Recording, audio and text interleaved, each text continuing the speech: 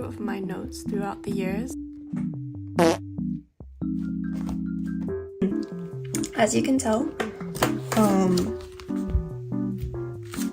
was not the most aesthetic student when I was little.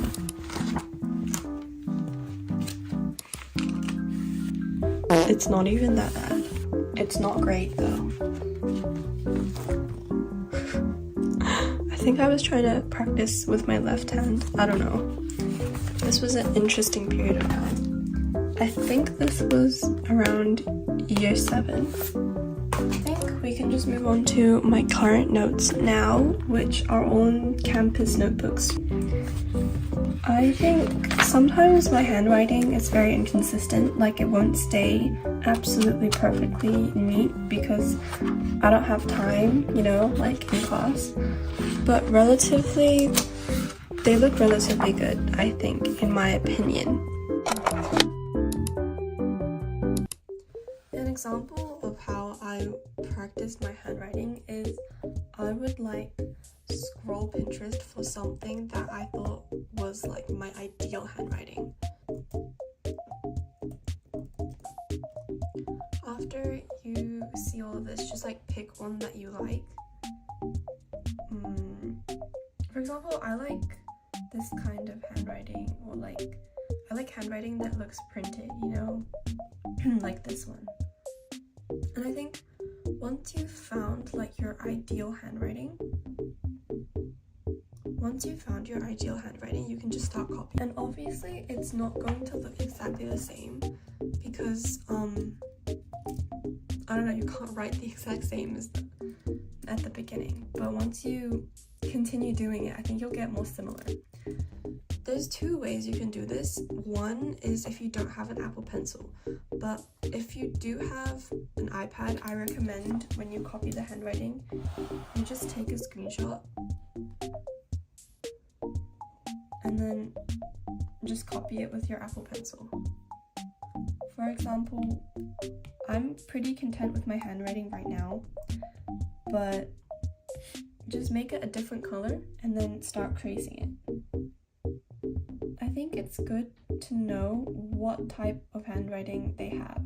For example, they write their A's like this, and it's important to know how they write their letters because I write mine in the stereotypical way that you're taught. Like, I write my A's like this, my N's like this, my K's like this, for lowercase, and sometimes I would write my T's like this, but I grew out of that. I don't do this anymore.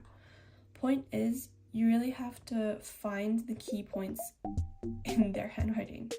Like, the way they write their M's, it's not like that. It's like there's a very deep curve, but it's not like pronounced either. It's more round. I think once you like continuously start trying to mimic their handwriting and copying it, it will slowly become, you know, your handwriting too. Like, look at their H's. The way they do their H, it's more like this. Sorry, not that. Not that.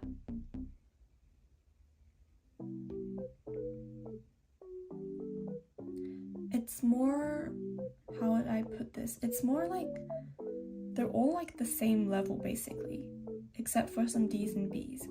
And they're all they might be curved, but I feel like they all follow this kind of like straight line, kind of centric handwriting style. I think once you start copying it multiple times, it'll eventually just become like a second nature to you. Okay, you get out your piece of paper and then you just copy it on here. Obviously, it's not going to look the exact same, but with handwriting, I think personally, when it looks smaller and more compact, I think it looks neater and prettier. But whilst you're starting like copying out someone's handwriting to try and mimic it, I recommend you write it extremely largely, and then once you get more familiar with it, you start making it smaller. Because my handwriting, it's not big. Like, it probably takes up how I would usually write a hydrogen atom. I would write it like this. I write it much smaller than how I would copy it because personally, I think this looks a tiny bit better than this, but that's just personal preference. I don't know if anything I'm saying makes sense, but really, most people, what they do, or what I did at least, is I found someone that I wanted to copy, then I did copy them, but it wasn't like a 100% mimic. I added some of my own like handwriting styles to it, and then I eventually got to what my handwriting is now. If you're just starting out, this one is a very weird piece of advice, but I would recommend you pick a 0.7 pen because the line is thicker and you can basically see less of the mistakes that you write. For example, if I wrote this in 0.5, you can see it's a lot thinner, and if I make like a small mistake, it's more pronounced. And I just think everything looks neater once you use 0.7 if you still aren't perfectly confident with your handwriting. After you master the handwriting type you're going for, I recommend you just start writing every single one of your notes in that handwriting type. That sounds pretty intuitive, but what most people do, or what I did, was I would master the handwriting type that I was going for, and then when I went back to class, because everything was going so quickly, I would just start writing like this again. Which honestly I'm still guilty of doing, but it's really not good for handwriting because at some point this becomes more familiar to you than this, and what you need is your neat handwriting to overpower your messy handwriting. This is actually how I used to write, and it's not very good, but it's pretty fast. With neat handwriting, I don't know, it takes time. It takes time to make your handwriting look neat. I think my second tip to making your handwriting look pretty is, you know how usually when you're asked to practice handwriting, they give you like a small line like this and they ask you A, and they make you put these ones like a lot further above your other normal lowercase letters. For example, D is here, and then E is like here, and then there's always this bit that sticks up above it. I think a way to make your handwriting look more neat and tidy is if they're all on the same line. So instead of writing it like that, you would write it like this. Write it more with everything on the same line, like that. Now going on to a calligraphy tutorial. I think with my titles, I didn't follow a specific way to do calligraphy. Basically, the most generic way to do calligraphy is when you're going up, make your line thin, and then when you're going down, make your line thick. That's just the general rule of it.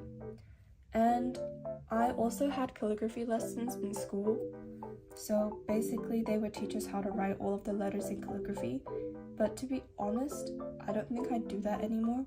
I just try to connect all my letters I would write normally.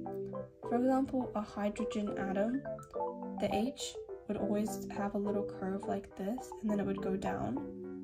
And then the way you connect your letters for me is I always just have a little bit of a tail with whatever I'm trying to write. You see this? You can lift your pen, it doesn't have to be perfectly connected. Then you would draw your Y like this. And instead of just leaving it like this, you always need a little tail. So then you put the tail here.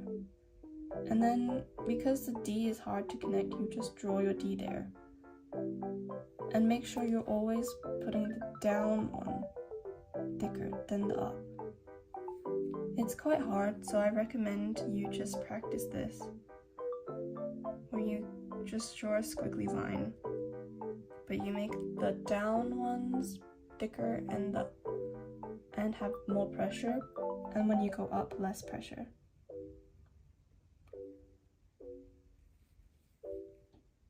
And always make sure you have a tail so you can connect it. With my O's, I like to do this thing where I have a little I don't know what it's called specifically. You just, and then boop, that's how you do an O in my calligraphy.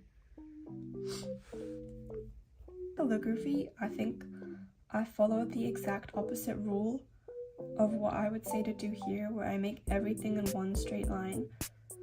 I think with calligraphy, it looks a little bit better when you have these high points and then you have these low points. And sometimes even with the N, I'll make it go like really down like this. I don't know why, it's just a personal opinion. I like it better this way. Then after I finish it, some lines, they're like not thick enough or disproportionately thin. So I just go in and I like shade in some of the bits.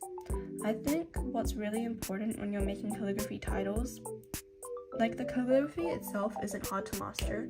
I think having the right pen is very essential, because I used to have calligraphy pens, but they were very thick on these sides, which was just, it was not pretty because the tip wasn't thin enough to have like concise small titles. It would be really thick. So I think finding yourself a good calligraphy pen is very important.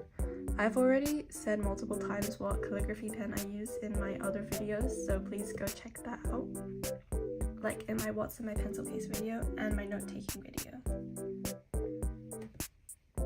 I think that's pretty much all. If you have any more questions regarding handwriting, because I feel like I didn't do a very thorough job of explaining, but really there is no 100% easy method to improve your handwriting. It's really just constant repetition. If any of you want to try to copy my handwriting,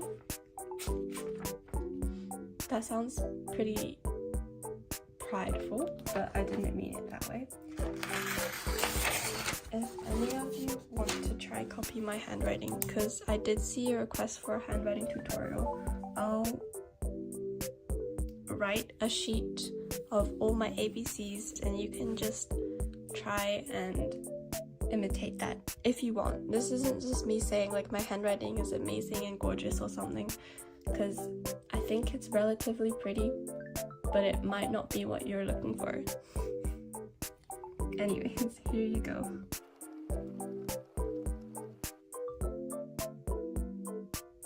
That's my handwriting tutorial. I hope you get Pinterest handwriting after this. Thank you.